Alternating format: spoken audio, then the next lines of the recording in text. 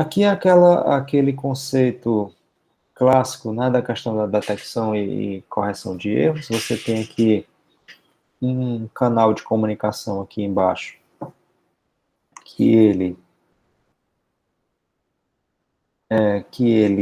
não é confiável, tá? A gente pensando aqui na internet, né?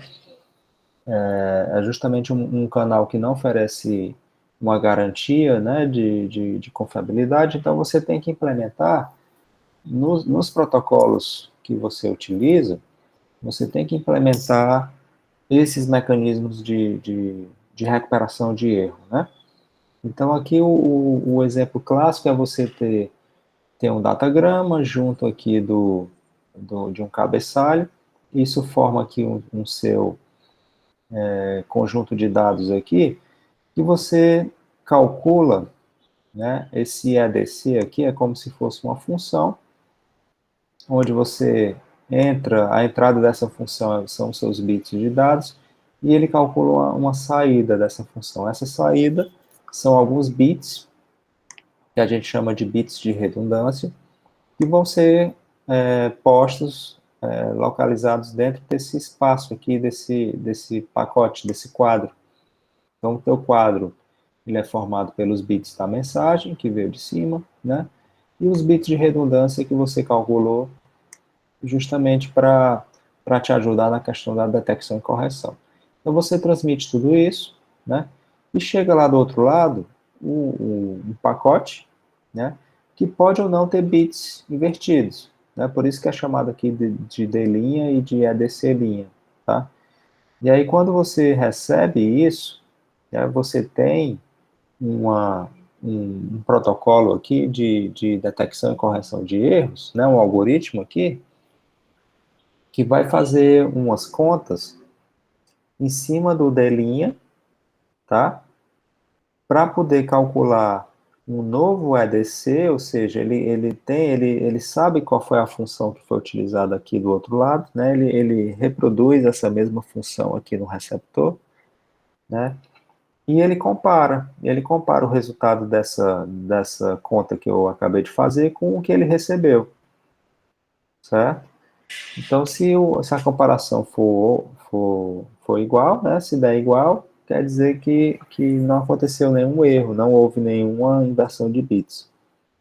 Se isso deu diferente, né, ele conclui que algo aconteceu de errado, e aí ele vai tomar uma decisão, né? Ou ele tenta corrigir o erro, ou seja, se o algoritmo de detecção que ele utilizou, ele for capaz também de identificar a posição do bit em que aconteceu a inversão, né? Então ele é capaz de corrigir, porque ele vai lá e inverte o bit novamente e corrige, né? Então tem alguns algoritmos que são capazes de fazer isso, né? Isso é uma opção, se você conseguir corrigir. Se você não conseguir corrigir, você detectou um erro, tá? Aí você pode descartar aquele pacote errado, né?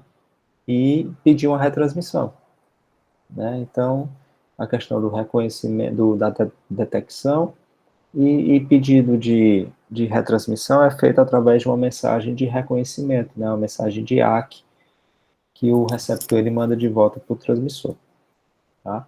Então, esse aqui é o esquema mais geral para vocês entenderem como, como é feito, né? Então, vamos passar aqui mais na frente. Certo. Então, se você for capaz de corrigir o erro na, na própria recepção, né, é o que a gente chama de correção de erros antecipada, tá? Que são as técnicas de FEC, né, que é Forward Error Correction, correção de erro antecipada. Então, existem algumas vantagens de fazer isso, né? Por quê? Porque você já evita uma retransmissão, você já consegue corrigir o erro no próprio receptor, você diminui o número exigido de retransmissões e também reduz o atraso, né? o atraso fim a fim é reduzido porque você a cada retransmissão que é feita, você está aumentando aí o atraso daquela comunicação. Então, essas técnicas de FEC são bastante úteis para fazer essa correção antecipada aí, tá?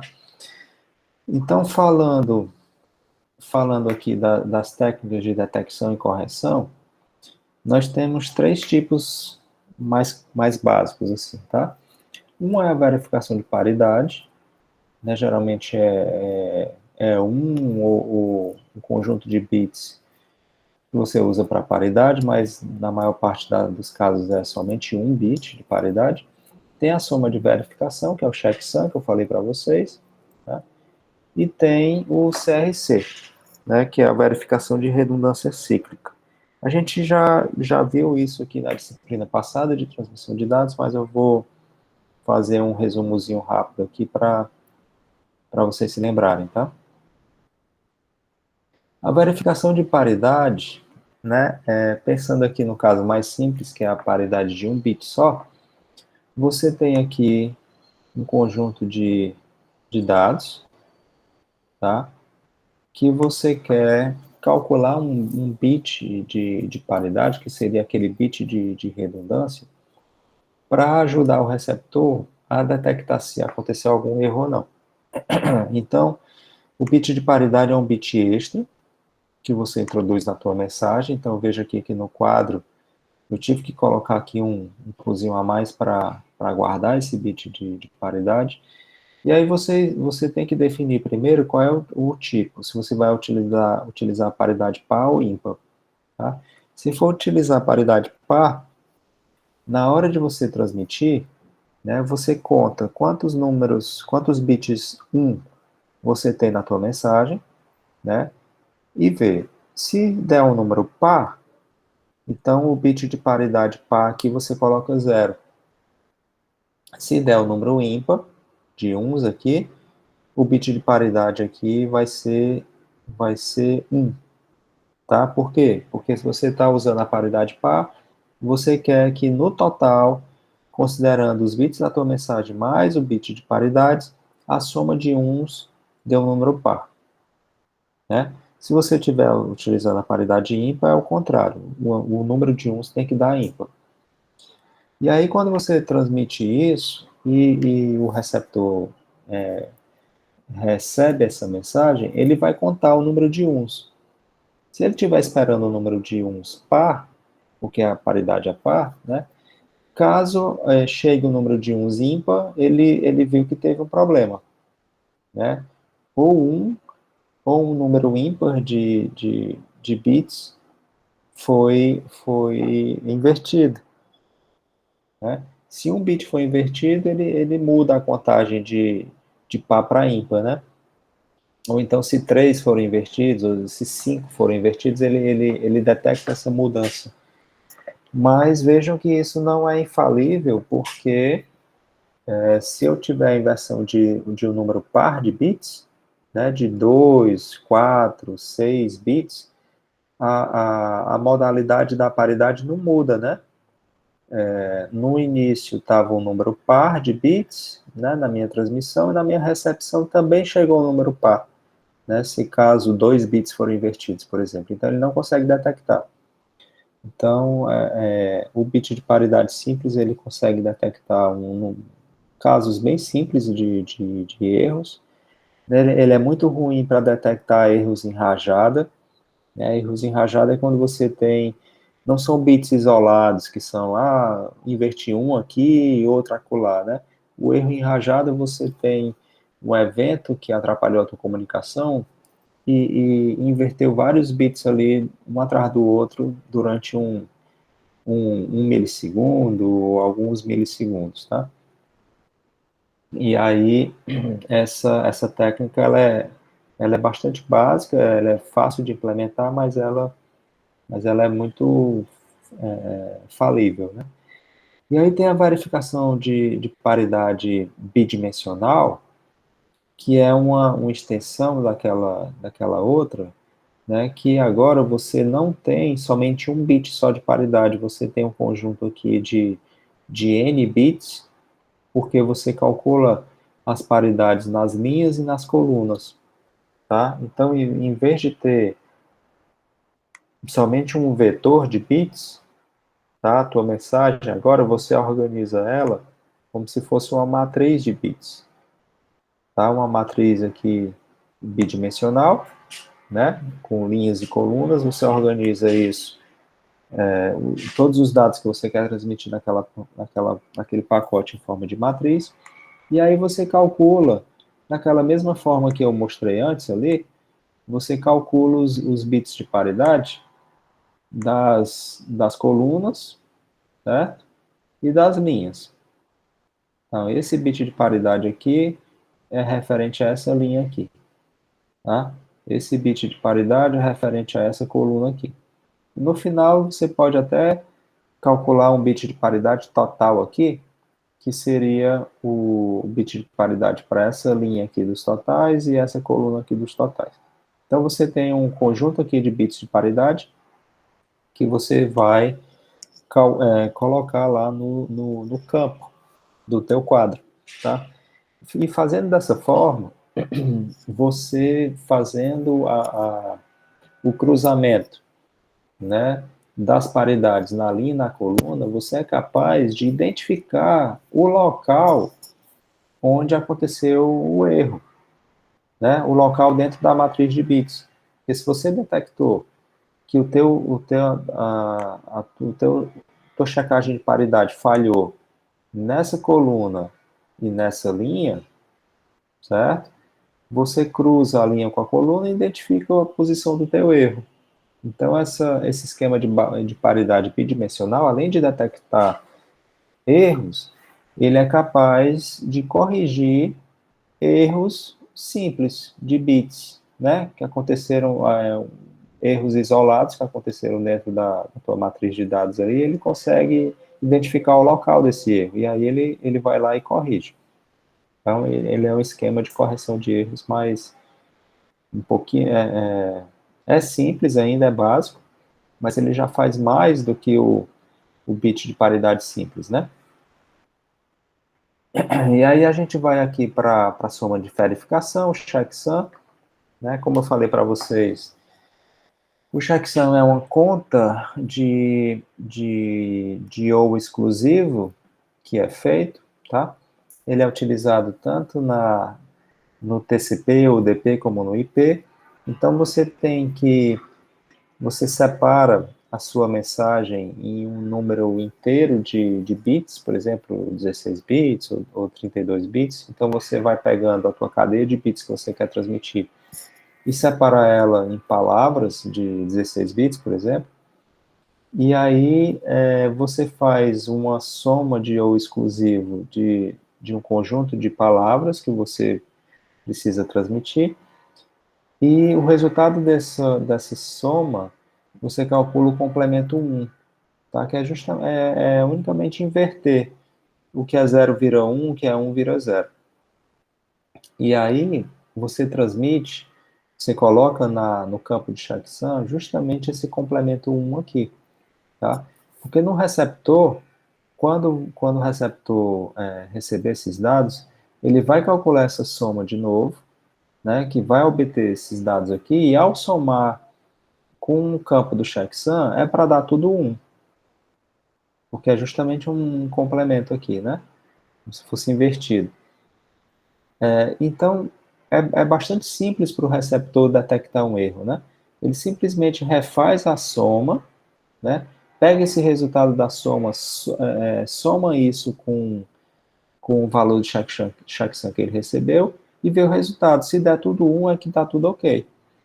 Se der alguma coisa diferente de 1 aqui, é porque aconteceu o erro. Né? Então ele consegue fazer esse cálculo muito rápido. Isso não chega a onerar a transmissão, tá? A taxa de transmissão ela não fica prejudicada por isso, porque esse processamento aqui é feito rápido. Então é uma forma de detecção de erros, concorda? Né? Mas ele não é capaz de corrigir o erro aqui.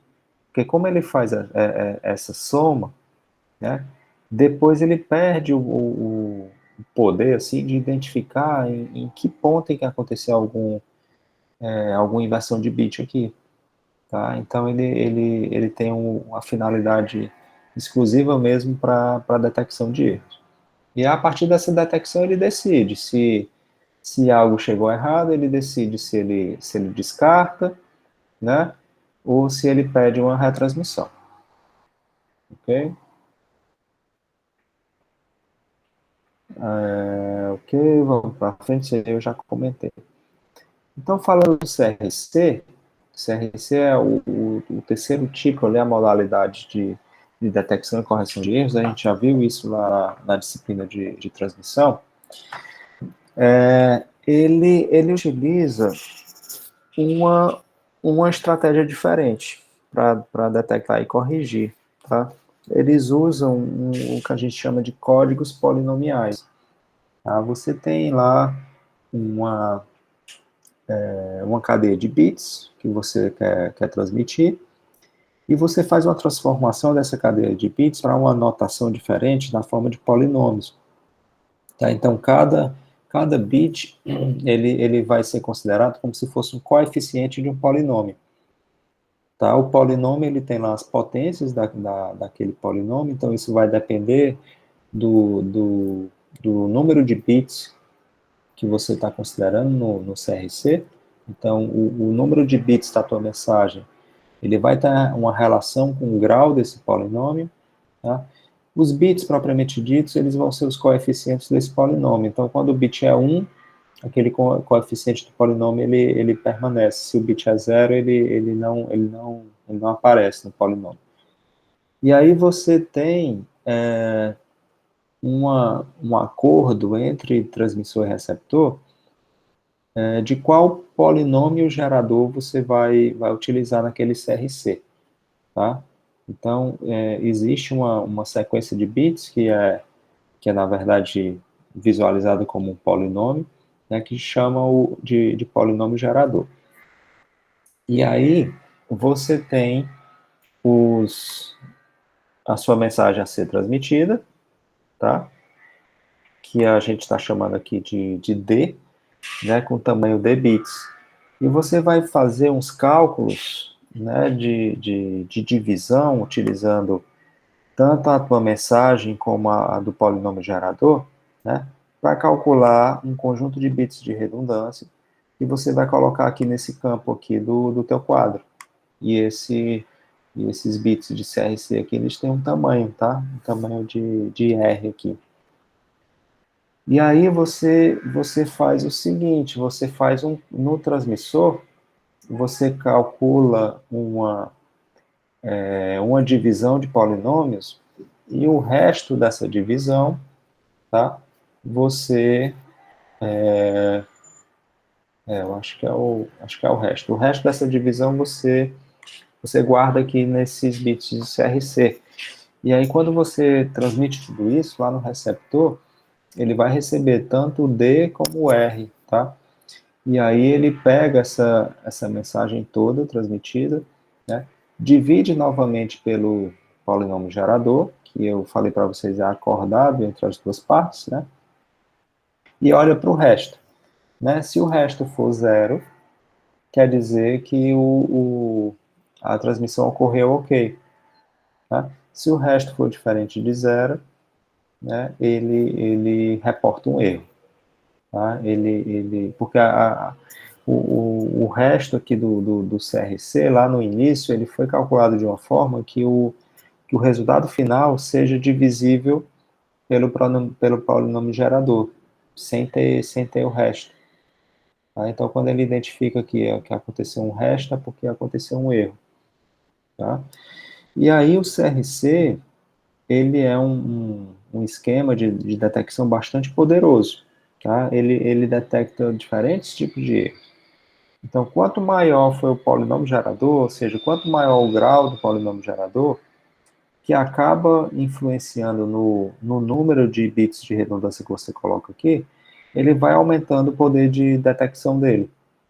Ele detecta erros simples, erros duplos, erros triplos, erros em rajada. Então, tem toda uma parte matemática por detrás disso aqui, que o pessoal estuda a teoria por detrás desses polinômios geradores. Então, matematicamente, eles conseguem provar, né, se conseguem detectar certa categoria de bits ou outras, tá? Mas aí, qual é o outro lado da moeda, né? Ele é um algoritmo bastante poderoso para detectar, mas ele também é complexo, né? Fazer todas essas contas de divisão de polinômios, isso demora um tempo, isso requer um tempo, tá? Então, não é trivial fazer essas contas, então por isso que você precisa de um hard dedicado na camada de enlace para estar realizando isso aí. E se você também coloca muitos bits de redundância aqui, né, no CRC, você acaba aumentando a quantidade de bits total que você quer transmitir. Então, a taxa de transmissão útil da tua comunicação vai acabar diminuindo. Porque a taxa de transmissão, em teoria, você queria utilizar toda ela para transmitir dados de mensagens, né? Se você está deixando de transmitir dados de mensagem para transmitir bits de redundância para o CRC, você está gastando recursos para transmitir aquilo ali. Então, você tem que encontrar um ponto de equilíbrio aí, de não gastar muitos bits nessas redundâncias, porque você vai acabar tirando recursos que poderiam ser usados para transmitir os dados de mensagem, tá? Então, aí é um trade-off.